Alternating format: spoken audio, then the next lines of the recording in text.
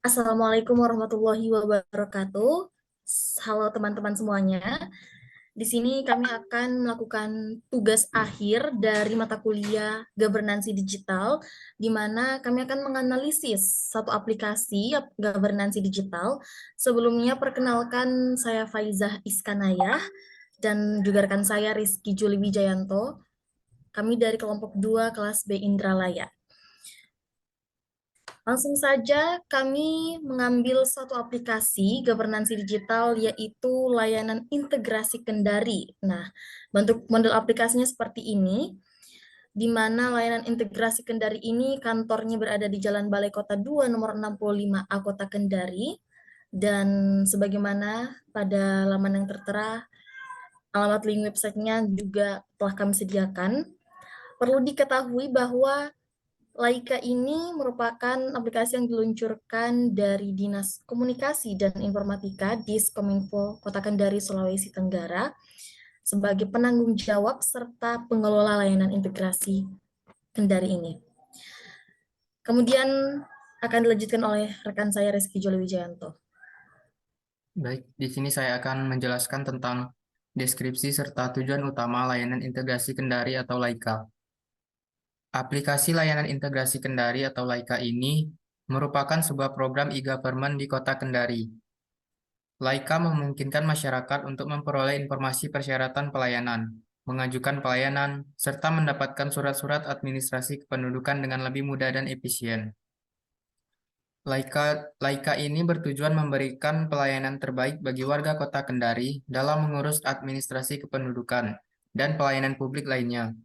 Selain itu juga, aplikasi Laika ini dibuat dengan tujuan memberantas pungli atau pungutan liar dalam proses pelayanan masyarakat. Aplikasi Laika ini dirancang untuk mendukung visi misi Bapak Wali Kota Kendari, yaitu Kota Layak Huni berbasis ekologi, informasi, dan teknologi. Adapun dasar hukum pendirian atau pengembangan layanan integrasi Kendari atau Laika ini adalah Instruksi Presiden Nomor 3 Tahun 2003, tanggal 9 Juni tahun 2003 tentang Kebijakan dan Strategi Nasional Pengembangan e-Government. Peraturan Presiden Nomor 95 Tahun 2018 tentang Sistem Pemerintahan Berbasis Elektronik. Dan Peraturan Wali Kota Kendari Nomor 51 Tahun 2019 tentang penyelenggaraan pemerintahan berbasis elektronik. Adapun latar belakang munculnya aplikasi pengembangan Laika ini, yang pertama, aplikasi layanan integrasi Kendari ini atau Laika ini muncul sebagai inovasi pelayanan administrasi di Kota Kendari. Yang kedua, aplikasi Laika memudahkan masyarakat dalam mengurus administrasi, mulai dari informasi persyaratan pelayanan, proses pengajuan pelayanan, hingga penerbitan surat-surat. Dan yang terakhir, aplikasi Laika ini merupakan langkah inovatif dalam meningkatkan kualitas pelayanan publik di Kota Kendari, meskipun masih dihadapkan pada beberapa tantangan terkait adopsi infrastruktur dan sosialisasi. Jadi ini merupakan profil jumlah data pengunjung atau pengguna sejak di launching pertama kali hingga saat ini. Aplikasi Laika ini muncul sejak tahun 2019 bulan Mei hingga sekarang lebih dari 50.000 pengguna aplikasi telah mendownload aplikasi Laika ini di Google Play Store. Baik, itulah tadi. Selanjutnya kita masuk pada jenis-jenis layanan apa saja yang tersedia di aplikasi Laika ini. Nah, tentunya ada kurang lebih dari 22 layanan, kurang lebih dari 12 layanan, baik itu di tingkat kelurahan ataupun kecamatan, seperti ada layanan Jaga Kendari atau disingkat JARI. Jadi ini masyarakat memungkinkan untuk melakukan pelaporan seperti masalah-masalah yang terjadi, contohnya dalam hal kebersihan ataupun masalah lingkungan masyarakat. Ada juga layanan inspektorat. Kemudian LHKPN, ini terkait dengan pelaporan harta kekayaan orang-orang yang memiliki jabatan atau pemerintahan, sama halnya dengan penyelenggara negara untuk memungkinkan akuntabilitas dan kinerja para penyelenggara negara. Ini di layanan inspektorat, layanan LHKPN, sorry. Kemudian ada juga layanan daring asmara. Ini layanan Dewan Menjaring Aspirasi Masyarakat, di mana Sekretariat DPRD ini menyediakan melalui aplikasi Laika ini untuk memberikan manfaat bagi masyarakat dalam hal menjaring aspirasi masyarakat untuk memperkuat hubungan antar masyarakat dengan Dewan-Dewan Perwakilan Rakyat di Kota Kendari. Kemudian ada DLHK, Dinas Lingkungan Hidup dan Kehutanan. Yang ini di mana pemerintah menyediakan layanan untuk memberikan manfaat bagi masyarakat seperti memperoleh informasi terkait kerjasama pengangkutan sampah, izin penebangan atau pemangkasan, dan kemudian berbagai aspek terkait pengelolaan sampah. Ini melalui layanan DLHK. Ada juga layanan BPBD. Layanan BPBD ini Badan Penanggulangan Bencana Daerah. Kita tahu sendiri bahwa pastinya tugas BPBD ini untuk memudahkan masyarakat dalam memperoleh informasi terkait bagaimana untuk menanggulangi bencana atau mengurangi dampak-dampak dari bencana tersebut. Ada juga layanan bansos, bantuan sosial, ada juga layanan sinsap informasi destinasi wisata Kota Kendari, di mana masyarakat ini dipermudah untuk bagaimana menjadi wisatawan atau orang-orang yang akan berwisata di Kota Kendari ini memperoleh informasinya lewat layanan sistem informasi destinasi wisata ini. Ada juga cek PBB, pajak bumi bangunan, JDIH, Damkar, dan Linmas. Nah, ini ada beberapa layanan yang tersedia di Kota Kendari jikalau Anda menggunakan layanan integrasi Kendari ini. Selanjutnya, manfaat aplikasi Laika bagi pengguna. Jadi yang pertama untuk mengurangi ruang dan menutup keran pelayanan aplikasi Laika agar masyarakat juga tahu bagaimana caranya melakukan proses pelayanan lewat online, tidak semata-mata hanya offline saja. Kemudian meningkatkan kualitas pelayanan publik pastinya. Manfaat selanjutnya mengatur pelayanan administrasi kependudukan, meningkatkan transparansi yang dilakukan oleh para pemegang penyelenggara pemerintahan dalam hal administrasi dan pelayanan masyarakat. Kemudian yang terakhir mengoptimalkan pelayanan daerah. Dan selanjutnya adalah SOP atau prosedur pelayanan operasional atau bagaimana cara kerja dari aplikasi Laika ini. Di sini sudah kami paparkan teman-teman bahwa pertama-tama pastinya kita harus mendownload dulu aplikasi Laika melalui Play Store di handphone masing-masing. Setelah itu install aplikasi Laika.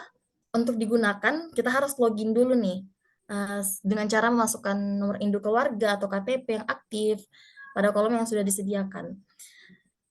Selanjutnya, masukkan nomor WhatsApp dan email yang aktif, agar nanti untuk verifikasinya dapat masuk di email atau nomor WhatsApp Anda. Dan jangan lupa juga untuk memberi izin file media serta kamera pada pengaturan handphone. Yang keempat adalah mulai pengurusan dokumen kependudukan ini dengan pilih menu Jari alias Jaga Kendari. Nah, setelah pilih menu Jari, pilih urus dokumen online atau urus surat keterangan online. Tahap selanjutnya yaitu ada banyak layanan yang dimana teman-teman ketika sudah masuk di urus dokumen online ini, ada banyak layanan yang akan teman-teman pilih sesuai dengan kebutuhan teman-teman dalam hal pelayanan Laika ini, seperti kurang lebih dari 22 layanan seperti untuk kepengurusan KTP, kemudian kepengurusan kartu keluarga, kemudian layanan surat keterangan tinggal sementara, atau pindah, atau bahkan kedatangan antar kabupaten, kota, atau provinsi. Selanjutnya ada juga pengurusan kartu identitas anak, kemudian kepengurusan pindah ke luar negeri atau penerbitan biodata. Nah, layanan selanjutnya adalah pengurusan surat keterangan susunan keluarga penduduk non-permanen, biodata penduduk warga negara Indonesia non permanen, atau surat keterangan tinggal terbatas bagi orang-orang dari negara asing yang ingin membuat administrasinya. Kemudian pengurusan pengangkatan anak, pengurusan pengesahan anak, perubahan nama, dan rekomendasi perkawinan. Ada juga pengurusan layanan seperti untuk WNA dan WNI. Itu sudah disediakan di laman Laika ini. Nah, jadi dari kurang lebih 22 layanan yang ada di Laika tadi, setelah dipilih, siapkan persyaratannya di tahap nomor 11 ini sesuai kebutuhan dengan layanan yang sudah teman-teman pilih dan klik download di sini.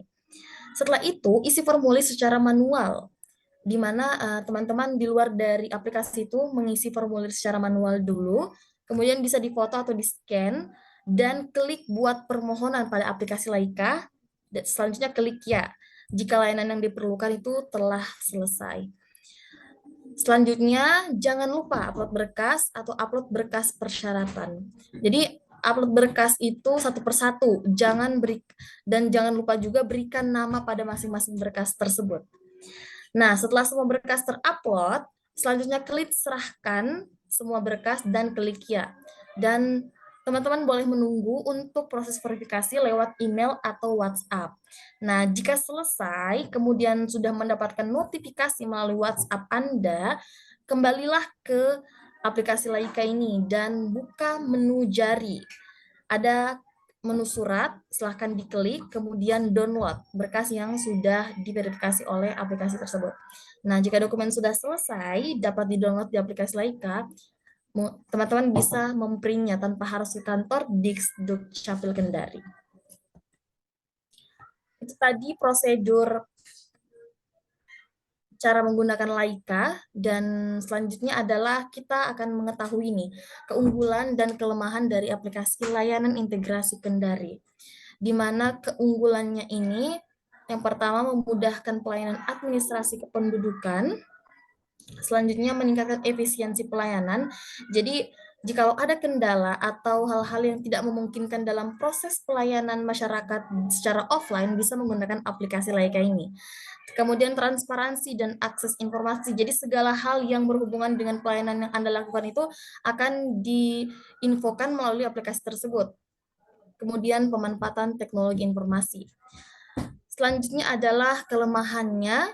Kita tahu bersama bahwa aplikasi ini tidak begitu lama diluncurkan, jadi masih banyak keterbatasan fitur-fitur pelayanan yang perlu dikembangkan lagi oleh pembuat aplikasi ini. Kurangnya minat masyarakat. Nah, ini juga sangat memprihatinkan teman-teman karena kurang lebih 50.000 orang yang mendownload aplikasi ini, namun untuk pemakaian atau pengaplikasiannya itu belum diketahui secara langsung sudah berapa banyak yang menggunakan atau memanfaatkan aplikasi ini. Kurangnya pemanfaatan, dan yang terakhir kelemahannya adalah kurangnya sosialisasi dan penyebarluasan. Mungkin itu saja pemaparan tugas akhir dari kelompok kami. Saya Faizah Iskanaya dan juga rekan saya Rizky Juli Wijayanto undur diri. Terima kasih atas kebersamaannya. Kami ucapkan wassalamualaikum warahmatullahi wabarakatuh.